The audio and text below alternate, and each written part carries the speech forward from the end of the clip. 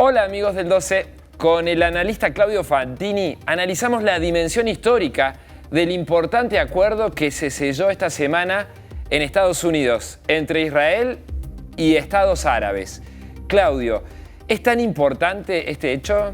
Sin duda, Federico, es un hecho que entra en la dimensión histórica de aquellos acuerdos que en la década del 70 sellaron la paz entre Egipto e Israel y que en la década del 90 sellaron la paz entre Israel y el reino hashemita de Jordania, y a renglón seguido el acercamiento inédito entre el gobierno del Estado judío y Yasser Arafat, el líder de la OLP, ¿no? Que inició un periodo de negociaciones importantes, aunque luego se empantanara. Sin duda, este acuerdo entra en esa dimensión histórica porque después de Arafat, después de el reino hashemita de Jordania y después de Egipto, ningún otro Estado ni líder árabe había reconocido a Israel.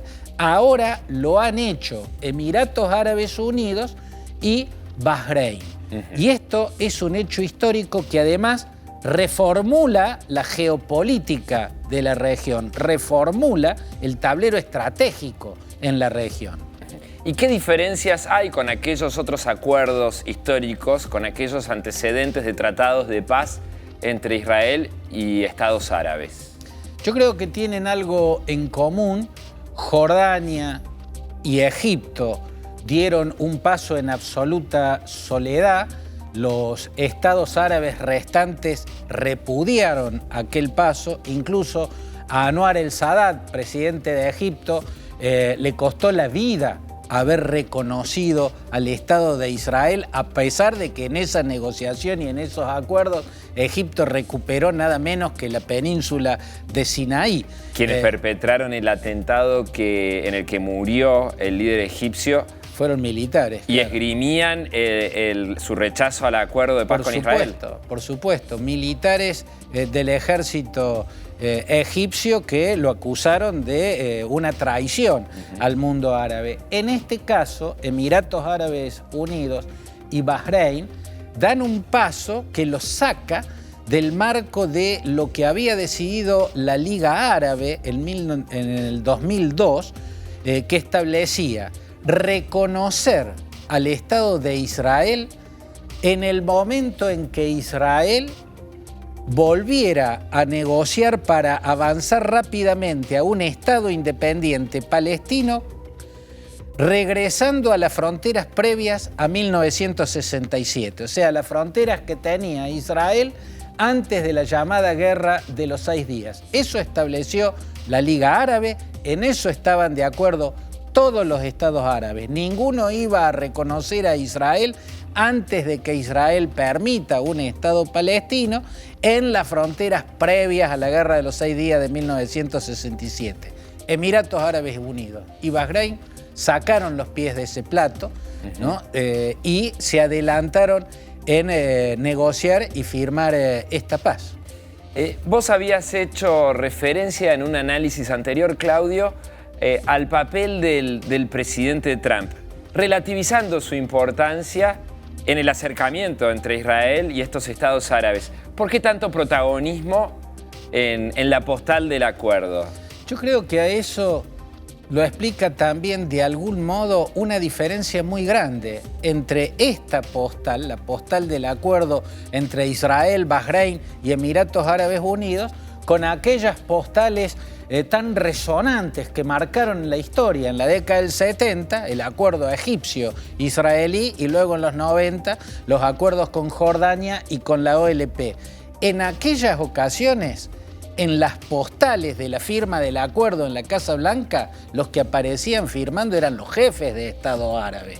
Anwar el-Sadat por Egipto, el rey Hussein I de Jordania y Yasser Arafat, el máximo líder de la OLP. A este acuerdo para firmar este acuerdo, viajaron a Washington no el rey Hamad del reino de Bahrein, no el emir de Abu Dhabi, Al Nahyan, mandaron a sus cancilleres, mandaron a sus ministros de Relaciones Exteriores. Los que están sentados ahí junto al primer ministro israelí Benjamin Netanyahu y al presidente Donald Trump no son los jefes de Estado de Emiratos Árabes Unidos y de Bahrein, son los cancilleres, solamente los cancilleres. Y esto puede estar revelando uno de los aspectos tan particulares que tiene este acuerdo. ¿Qué cosa? Yo creo que el protagonismo de Trump es muy relativo en este, y lo habíamos hablado en una ocasión anterior en este espacio, Federico. Es un protagonismo relativo porque en realidad esta decisión estaba tomada en Riad, ¿no? O sea, Arabia Saudita había decidido que los países árabes, sobre todo las monarquías sunitas árabes, dieran este paso de reconocer a Israel, paso que se hubiera dado con o sin Trump en el despacho oval de la Casa Blanca. A esto lo decidió Arabia Saudita, también en alguna medida Emiratos Árabes Unidos, pero hay que tener en cuenta que Bahrein y Emiratos Árabes Unidos siguen las directrices de Arabia Saudita. En Bahrein, que es una isla cuya capital se llama Manama, una isla que está en el Golfo Pérsico.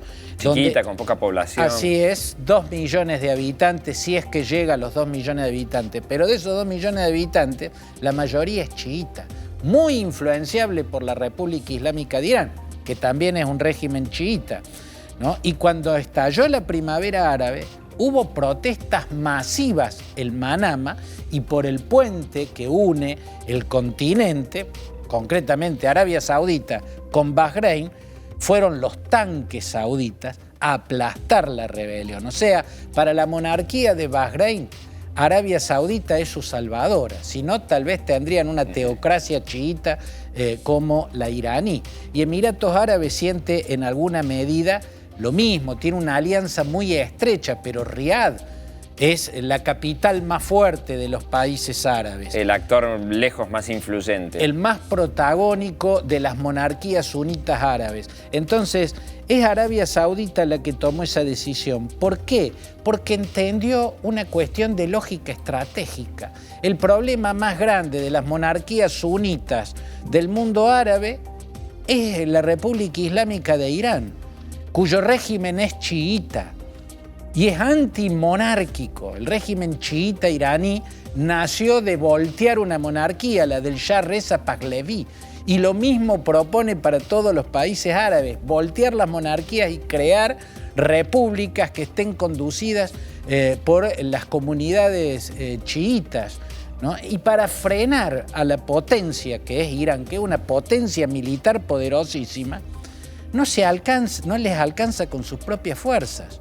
Llevan 4 años sin poder vencer en Yemen a la milicia hutí, que es apenas una milicia respaldada por Irán. Mirá si van a tener fuerza para enfrentar directamente a Irán. Por lo tanto, era lógico que para frenar la influencia iraní en los países árabes, para contrapesar el poderío del eje Teherán, Bagdad, Damasco, Hezbollah, incorporaran a Israel a su alianza, porque Israel tiene el mayor poderío militar de la región. Israel es el que tiene el ejército más moderno, más eficaz y las mejores armas como para poder enfrentar a Irán. A esa lógica la entendió, a esa lógica estratégica la entendió la monarquía saudita y por ende abrió la puerta a esto. El primer paso se los hizo dar a los otros, no lo dio ella. Hay algo que suena muy antipático, que es que los deja a los palestinos solos, ¿no? Ya no se le exige, como exigía la Liga Árabe, que primero se reconozca el Estado palestino y las fronteras previas a 1967. Ahora los dejaron solos a los palestinos. Por eso Arabia Saudita hace que a ese paso lo den otros. Y creo que esa también es una diferencia sustancial con acuerdos anteriores. Esto hubiera ocurrido con o sin Trump. Trump aportó lo suyo. Por ejemplo, haber permitido que Emiratos Árabes Unidos acceda a la compra de armamentos como los F-35, que son aviones furtivos poderosísimos, un arma formidable, un arma aérea formidable. Esos son incentivos que Jared Kushner, el yerno de Donald Trump, logró convencer al Pentágono para que lo ayudara a incentivar a Emiratos Árabes. Pero de todos modos esto hubiera ocurrido porque son los árabes los que necesitan en su vereda a los israelíes y su poderío militar tan importante. Y por parte de Trump está la posibilidad de exhibir progresos en un terreno delicado, complejo, como es el de Medio Oriente. Y claro, posa de estadista con semejante postal. Esto yo creo que es más que algo que se ganó por su propia gestión, que yo vuelvo a relativizar, aunque no es que la cuestione, no es que la cuestione, pero me parece que le han dado más protagonismo que el que verdaderamente tuvo. ¿Por qué le dieron más protagonismo, Federico? Devolución de gentilezas. Absolutamente, le debían grandes favores. Netanyahu, favores gigantescos. Entre ellos, nada menos que haber reconocido a Jerusalén como capital y haber sacado a la embajada norteamericana de Tel Aviv para llevarla a esta ciudad tan disputada. Y el reino saudita, nada menos que la presión de Trump a muchos gobiernos del mundo para que dejen de aislar al príncipe Mohammed, que había caído en el aislamiento cuando se manchó las manos con la sangre de ese periodista disidente al que hizo asesinar y descuartizar en el consulado saudita de la ciudad turca de Estambul. Mirá los favores que le debían a Trump. Además, otro para nada poco importante, sino gigantesco, haber roto los acuerdos nucleares con la República Islámica de Irán. Retiró a Estados Unidos de esos acuerdos y a esa retirada la aplaudieron los sauditas, los Emiratos Árabes Unidos, Bahrein, Kuwait y también Benjamín Netanyahu en Israel, por haberle hecho esos favores que son importantes para estos líderes del Oriente Medio. Estos líderes del Oriente Medio quieren que Trump esté 4 años más en la Casa Blanca y de paso que se gane un premio Nobel de la Paz, lo que le puede llegar a ser útil para ganar una elección que todavía no la tiene asegurada para nada. Claudio Fantini, un placer, como siempre. Gracias. El gusto es mío, Federico. Hasta cualquier momento.